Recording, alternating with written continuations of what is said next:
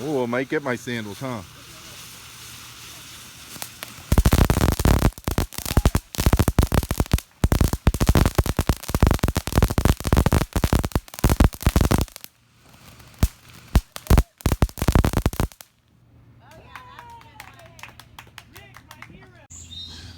Ooh, it was a fun party. It turned into a deluge, chasing everybody inside.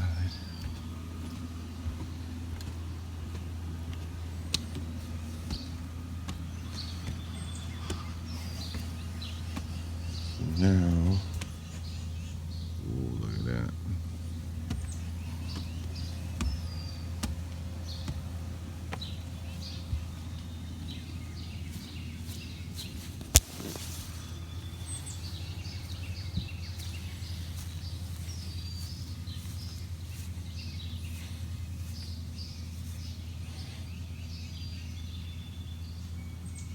Hmm.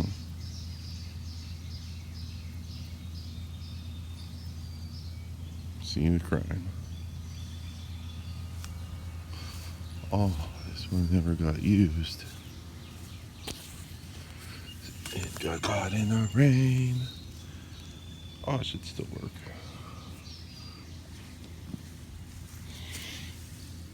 This one should still work.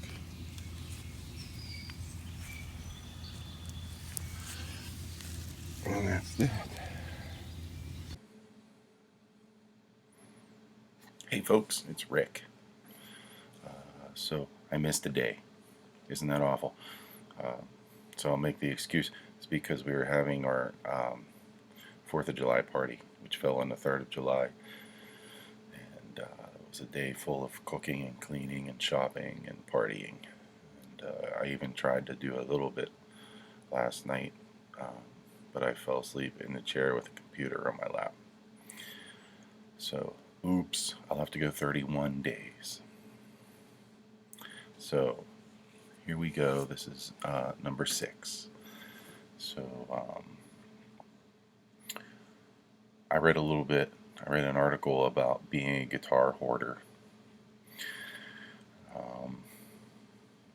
And they said these are what makes a guitar hoarder is if you're a person who has like lots of broken parts around and broken guitars that don't work. Well, all my guitars work. And if you have broken amps that you say you're going to fix and you never fix, well, I either fix them or sell them. So I'm not a guitar hoarder. Not. Do I have guitars that I don't play as much? Yes, I do. But am I able to play those guitars anytime that I want? Yes, I am. And do I ever feel sad that I sold them? No, because they're not sold. They're still here. Also, the one second.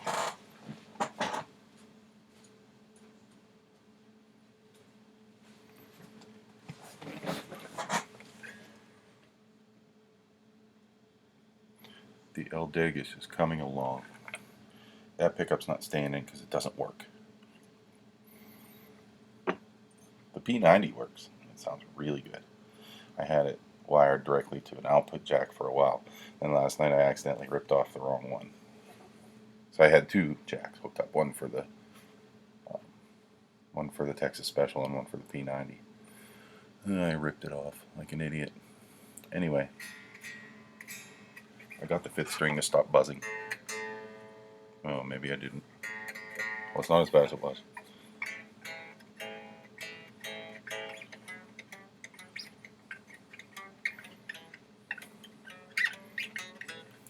It's pretty cool to be playing an instrument that I haven't played since I was 13 years old. Pretty cool. Also, I sold my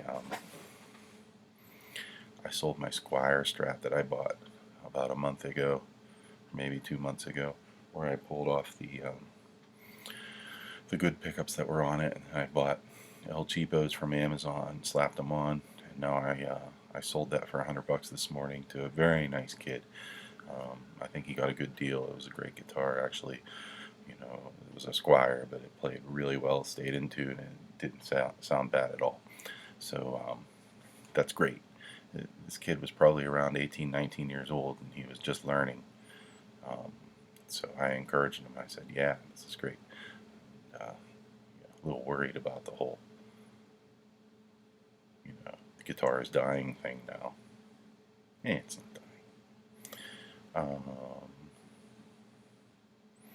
Yeah, I have a little bit of footage of me playing the Degas, which I'll tack on at the end here. I was going to put on some footage of our fireworks, but you know what? Everybody knows what a firework looks like. Everybody knows. But it was a lot of fun. We had a lot of people. We enjoyed it. Anyway, yeah, this is it today. I'm going to try to have better content tomorrow. Well, I'm working again, so I'll be down here. I won't be cleaning and cooking and driving all around God's green earth like I have been the last couple of days. So, everybody, happy Independence Day. Peace to you. See ya. We're still not there. The tuners are great. I think the third tuner I need to bore out that hole a little bit more because it's not going in all the way. But I bought these. I had to take back the other tuners I bought, which were those Fender Vintage. These are like the mid-70s Fender Vintage. See, these holes were too far apart for the old Fender Vintage because not every one of those tuners screws in. You have to have them right up against each other. Some of you know that already.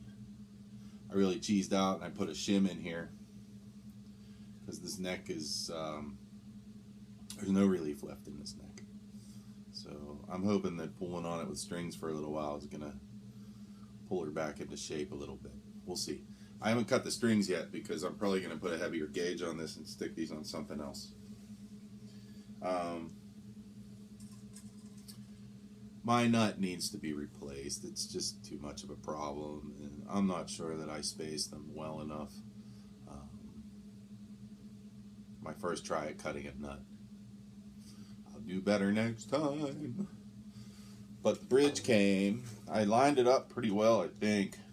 I lined it up, and it's all intonated. It sounds in tune. And yeah, for right now, I stuck this P90 that I have in there, and I just wired it directly to a cable. So, imagine my surprise when the damn thing worked.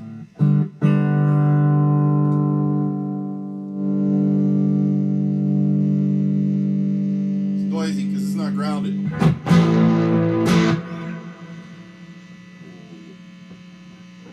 That's a problem.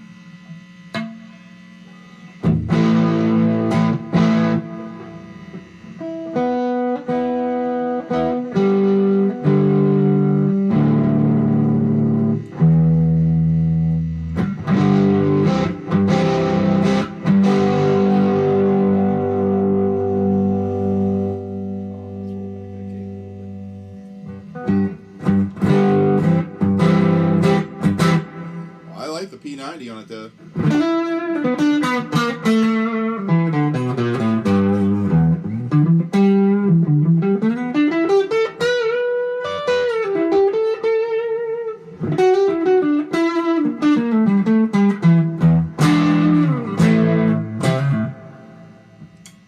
This slot's got to go a little deeper.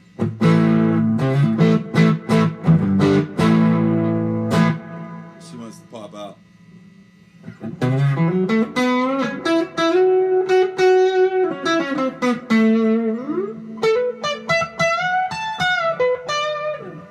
That's not bad. Let's kill this gain.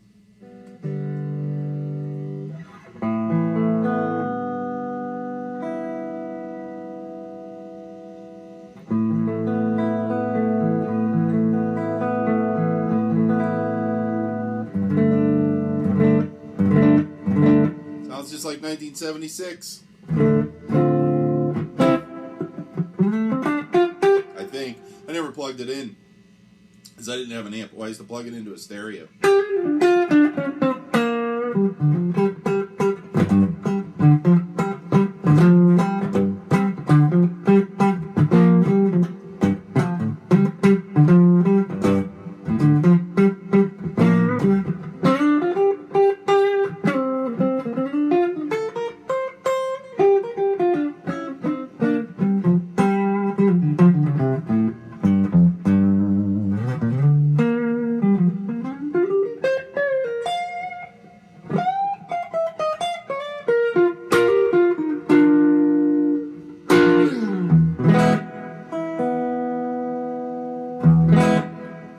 So I'm worried about is that once I get my other saddles, which I was hoping would pull the strings in a little bit, then they're not going to be hanging out right over these screws. Maybe that'll matter, maybe it won't. Maybe some of you builder guys can help me on that. That sounds pretty good through the box. Let's plug it into our good friend Princeton Reverb. Ooh, I like it.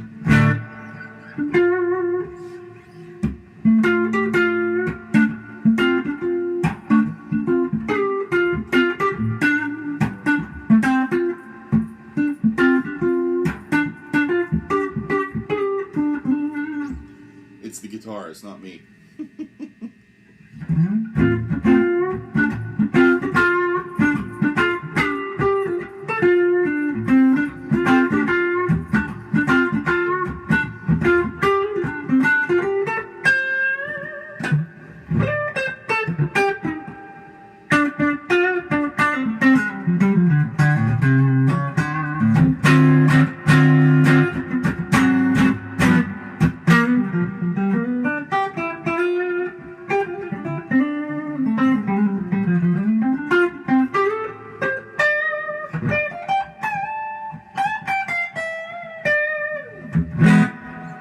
The old yellow guitar.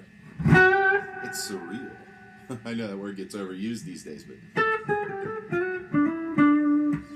just to play the instrument that my father bought me when I was a little kid, and I haven't played since way back when the nut broke and nobody ever wanted to pay to get it fixed. Because there were other guitars around. I had other. By that time, I had a Bradford electric 12-string that only had 6 strings on it. It had gold foil type pickups. It was a POS, man. You had to turn the tuning gears with a pair of pliers. They were so tight. So I had that for a while, and then I had a Demaru, which was like your basic Tiesco type Japanese guitar. I had that for a couple years, and I took it apart, I think, so that I could have a science project in 8th grade where I just took all the parts and stuck it on a piece of wood and told the teacher that I had built an electric guitar. It worked. I got a B. I was such a great student. Anyway, but this was my guitar, really, up until I was 14, and I got that black guitar hanging in the background. You see it back there next to the Fender 12-string. That's my Ibanez, but I got that when I was 14. But this I had from 7 to 14, and it never sounded better. Yeah, that's a Fender Silverface amp.